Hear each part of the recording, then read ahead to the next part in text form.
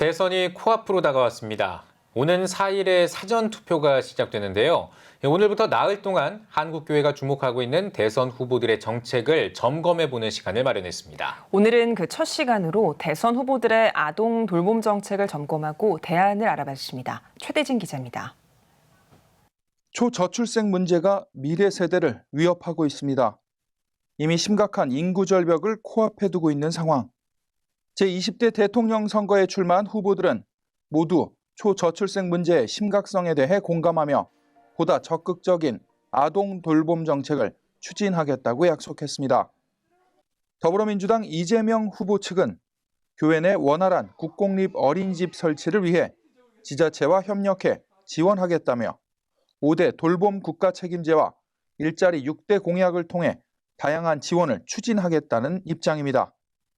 국민의힘 윤석열 후보 측은 한국교회가 저출산 문제와 보육 해결에 전념할 수 있도록 필요한 지원과 이 문제들을 다룰 부처를 신설하겠다고 약속했습니다. 국민의당 안철수 후보 측은 국가 시스템을 통한 출산, 보육 체계를 구축하고 완성해 국가가 책임져야 한다고 밝혔습니다. 2003년에 우리 정부가 대통령령으로 대통령 자문기구로 시작한 이래로 20년 동안 이 문제를 다루었습니다. 상당히 심각한 사회적 문제라는 것을 인지하고 있고 적극적인 대책을 마련하는 데 동의하고 있다는 점에서 다행이라고 생각합니다.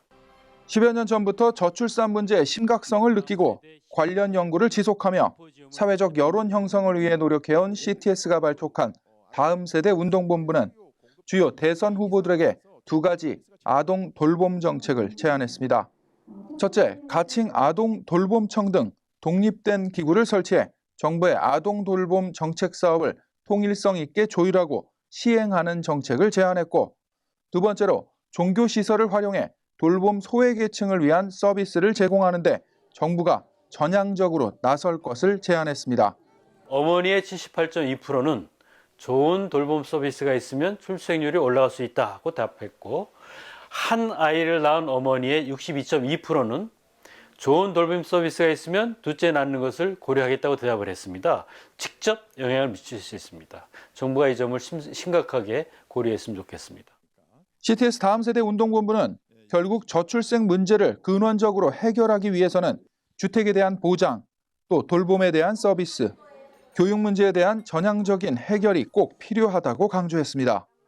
CTS 뉴스 최대진입니다.